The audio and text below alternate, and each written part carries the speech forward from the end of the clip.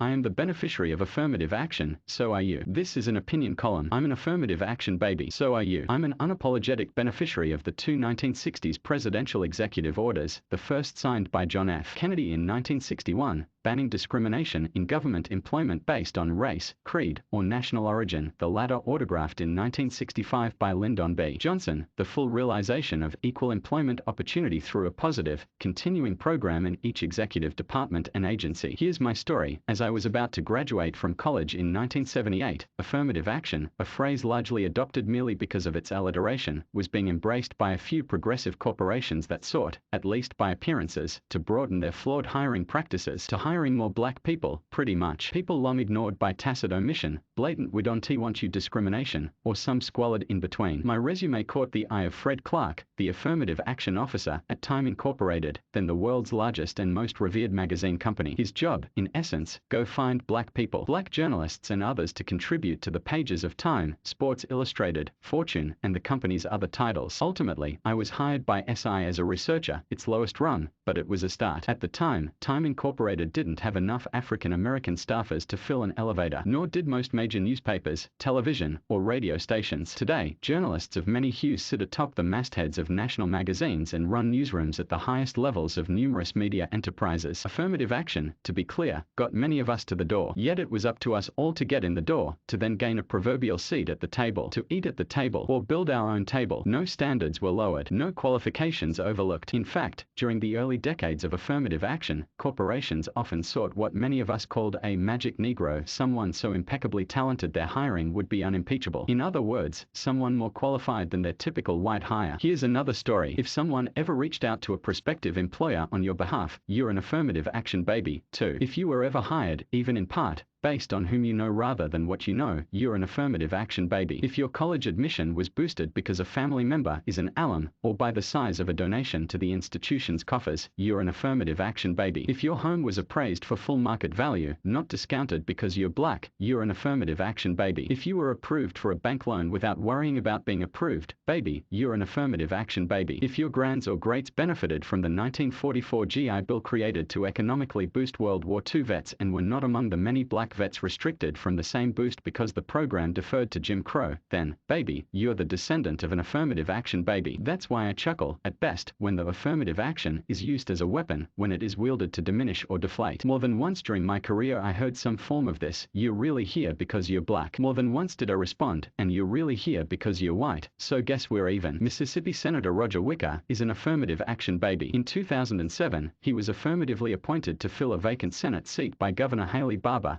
despite being the king of earmarks as a member of the House of Representatives. Last week Wicker said the next U.S. Supreme Court justice, who will fill the seat of retiring Justice Stephen Breyer, would be a beneficiary of affirmative action. Of this sort of quota, he specifically said, spewing familiar dog whistle disparaging efforts to thwart systemic barriers to equity in hiring and other realms. He said it before a nominee was even named. He said it because President Joe Biden affirmed his intention to nominate a black woman to the nation's highest court, fulfilling a promise made during the presidential campaign. Wicker didn't mean it as a compliment, not in the remote. He meant it to diminish and deflate the nominee not for any qualifications she may possess, but for merely being a black woman. He was not alone. The widespread grumblings ranged from cowardly anonymous social media dribble to unsurprising whines from the likes of Texas Senator Ted Cruz, who termed Biden's promise offensive and an insult to black women. Of course, none railed against vows by Republican presidents to nominate a female justice. Vows from Ronald Reagan and Donald Trump before nominating, respectfully, Sandra Day O'Connor and Amy Coney Barrett. Wicker, Cruz, and other Neanderthal thinkers should know this. Whichever black woman Biden nominates as the first African-American female to sit on the nation's highest court will be head-spinning qualified, at least as qualified as any of the 108 white men who've affirmatively served on the U.S. Supreme Court since its inception, and likely more qualified than many. She will be magic. Senators and others who want to demean and diminish, if you want to see true beneficiaries of affirmative action in our nation, true bona fide affirmative action babies, do this. Look in the mirror. More column Columns by Roy S. Johnson. Hey, Republicans, anti-voting rights is anti-American, even anti-Republican. Just go home Trump and take your rooting friends with you. Ivy, others wailing over CRT need to go back to school. Roy S. Johnson is a 2021 Pulitzer Prize finalist for commentary and winner of 2021 Edward R. Murrow Prize for podcasts, Unjustifiable, co-hosted with John Archibald. His column appears in the Birmingham News and AL.com, as well as the Huntsville Times, the Mobile Press Register. Reach him at rjohnson@al.com, follow him at twitter.com/Royce,